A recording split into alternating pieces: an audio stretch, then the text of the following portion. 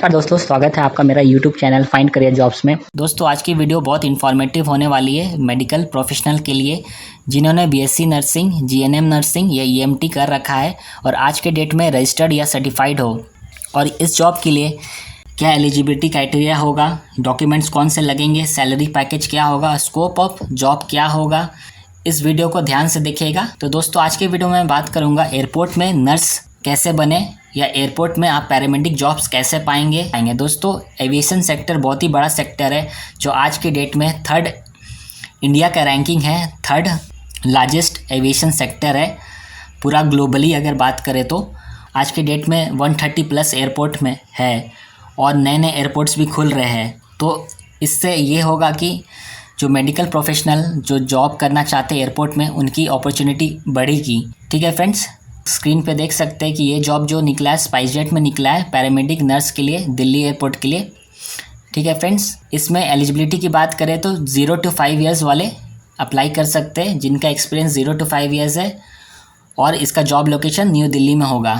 ठीक है, ये जो जॉब है बीएससी नर्सिंग, जीएनएम नर्सिंग और ईएमटी कैंडिडेट्स अप्लाई कर सकते हैं जिनके पास नर्सिंग रजिस्ट्रेशन हो, पासपोर्ट हो। ठीक है, ये मैंडेटरी चीज़ है, पासपोर्ट होना बहुत ज़रूरी है क्योंकि आप एयरपोर्ट के अंदर में काम करेंगे तो इसलिए आपके पास पासपोर्ट होना बहुत ज़रूरी है। ठीक है, और दूसरी बात है कि नर्सिंग का रजिस्ट्रेशन सर्टिफिकेट आपके पास होना चाहिए और पैन कार्ड, आधार कार्ड होना चाहिए। ये 4 डॉक्यूमेंट्स आपके पास होने चाहिए। ठीक है, वैसे ये जॉब फ्रेशर के लिए भी एलिजिबल है अगर उनके पास अच्छी कम्युनिकेशन है और क्वालिफिकेशन है। तो जैसे कि आप मेरे यहाँ पे देखेंगे स्किल्स एंड नॉलेज में इन्होंने लिख रखा है कि fresher with relevant qualification and good communication skills are also eligible for this position. ठीक है, स्किल्स की बात करें तो क्लिनिकल नर्सिंग नॉलेज होना चाहिए, कंप्यूटर स्किल्स होना चाहिए, टीम वर्क होना चाहिए, टाइम मैनेजमेंट होना चाहिए जैसे कि इन्होंने दे रखा है। ठीक है, आप एयरपोर्ट में काम करेंगे तो ये काम मेडिकल से भी रिलेटेड है और आपका कंप्यूटर स्किल्स भी अच्छा होना चाहिए क्योंकि आपको बहुत सारे चीज़ रिकॉर्ड करना पड़ेगा, MS ऑफिस में डॉक्यूमेंट्स बनाने पड़ेंगे। अब बात करते हैं इसमें रिक्वायरमेंट क्या है। रिक्वायरमेंट ये होता है जैसे कि आप दिल्ली एयरपोर्ट में काम करेंगे, दिल्ली एयरपोर्ट इंटरनेशनल एयरपोर्ट है, यहाँ 24 आवर्स ऑपरेशन चलता है, फ़्लाइट्स टेक ऑफ करती है, फ़्लाइट्स लैंड करती है।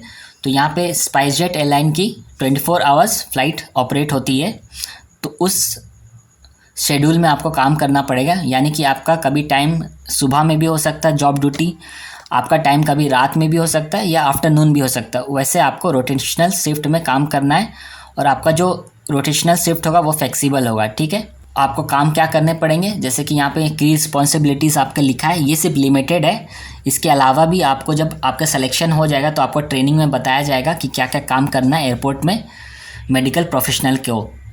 ठीक है, जैसे कि आप यहाँ पे लिखा है pre flight breath alcohol testing करना होगा, यानी कि जो कैबिन क्रू है, जो स्पाइसजेट के जो कैबिन क्रू है, स्पाइसजेट के जो पायलट्स है उनका आपको pre flight breath and alcohol test करना होगा। यानी कि फ़्लाइट से पहले आपको ये चेक करना होगा कि इंश्योर करना होगा क्योंकि जो पायलट है और जो कैबिन क्रू है वो किसी तरह का अल्कोहल तो नहीं ले रखा है, किसी तरह का ड्रिंक तो ले नहीं रखा है, तो ये चेक मैंडेटरी होता है।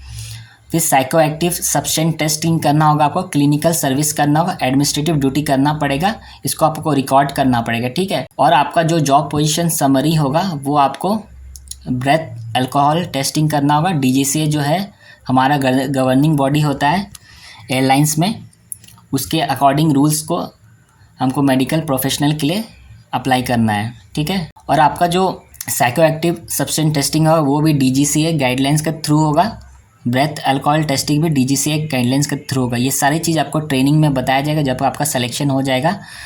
ठीक है, आपको प्रिपेयर करना होगा फर्स्ट एड किट्स में, मेडिकल किट्स में, यूनिवर्सल प्रिकॉशन किट्स में, AEDs में आपको फॉलोअप करना पड़ेगा, मेल्स भी फॉरवर्ड करना पड़ेगा, मेल्स भी करना पड़ेगा। ठीक है, रिगार्डिंग टू कोविड आपको इनिशियल असेसमेंट भी करना होगा OPD पेशेंट का, मेडिकल इमरजेंसीज में भी आपको देखना पड़ेगा।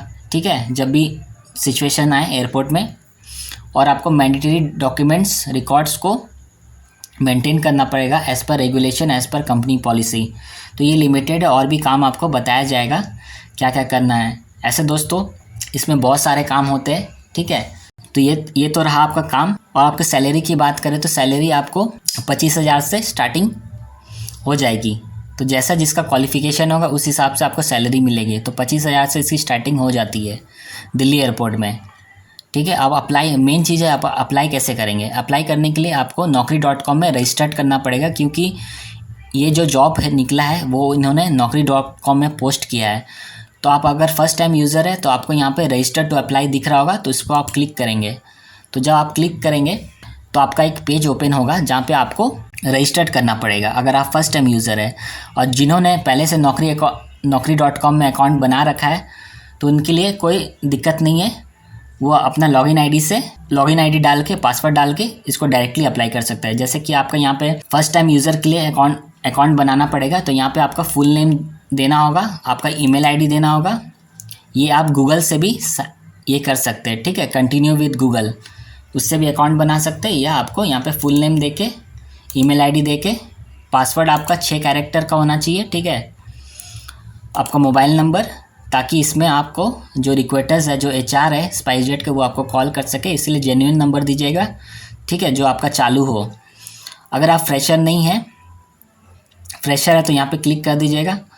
अगर आपके पास एक्सपीरियंस है, वर्क एक्सपीरियंस है तो वो कर दीजिएगा, ठीक है। लेकिन यहाँ पे एक चीज़ लिखा है, अगर आप एक्सपीरियंस में डाल रहे हैं तो वो आपका वर्क एक्सपीरियंस होना चाहिए, इसमें एक्सक्लूडिंग इंटर्नशिप आपका काउंट नहीं होगा एक्सपीरियंस में, ठीक है। तो आप कई हॉस्पिटल में या क्लिनिक में काम किए होंगे तो वो दीजिएगा, इंटर्नशिप वाला मत दीजिएगा एक्सपीरियंस में, ठीक है।